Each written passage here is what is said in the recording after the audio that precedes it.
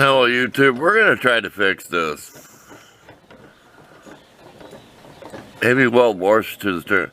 I know the hole in the shaft, we just can't handle it. After that nice spinner knob, we can't take it anymore. So let's see what happens. Okay, you can see that's all wore out. There is some play in here. I don't know how to get that apart. This bolt's too small for the hole. It's wore out. Let's move this. See that?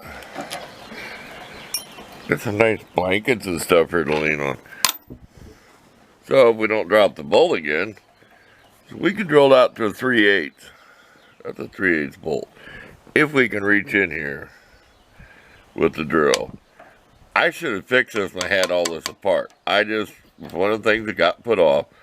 So that's what we're going to do first. Would it be nice if I could tap that and just thread a bolt in there? Huh? What do you think? Think I should go get a 3/8 tap and see if I can tap that in there? Let's just see what I think. I'm going to go get a tap and see. And I'll check both sides. I don't have the proper drill bits for tapping, you always have one that's too big, you don't have enough threads, but we'll see, because I don't think this is that hard of steel is what we think, because look how easy it wore out. Those threads are just from that bolt wobbling. Stay tuned. Well, it's kind of a loose fit, but it's better getting a drill out here and tearing stuff up, slamming it in the paint job, and I'd use a little crescent wrench to get that. I don't have a little T-handle. You know what I mean? The small T-handle. I don't have one for that size of a tap. It didn't cut a whole lot of threads. I hate that stuff's going to fall down in the bushing. Oh well. Let's see what we can do with the steering wheel. Well, we're going to do a little dremeling to get this to go through there. We don't want to stick a drill bit in there. We don't want to make it any worse. We just want that bolt to go through there. And of course it's going to have a nut on the other side. And a lock washer. I think it'll take some of the slop out. Because there'll be less slop in the shaft. Right. So now we're trying to eliminate the slop of this on the bolt. I think you know what I mean. And I have no idea what that wobbles inside there. I thought about putting some epoxy around. I'm not going to mess with that. If it ain't broke, don't fix it.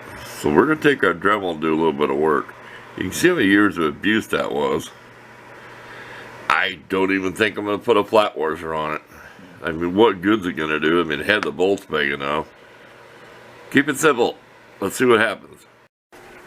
Why do guys do this when you give them a steering wheel? And first gear, second gear. Like a little kid again. Hand him a chainsaw and I'll guarantee they'll floor it. Circular saw, I rev it all the way up. Give them a power tool, I guarantee they'll put it to the maximum RPM.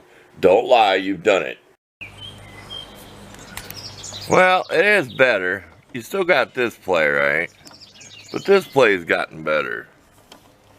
As I'm watching the wheel out of the corner of my eye. What I did is I tightened this as much as I could with a lock washer, okay? Tight as I could, put the nut on tight as I could, held this with a wrench so it didn't move, and tighten as tight as I dared tighten because these are just cheap bolts. You really had to put a die on that bolt, brand new bolt, because it just had a bad spot, so I could have grabbed no and I just cleaned it up. But it's better than what it was. So, thanks for watching.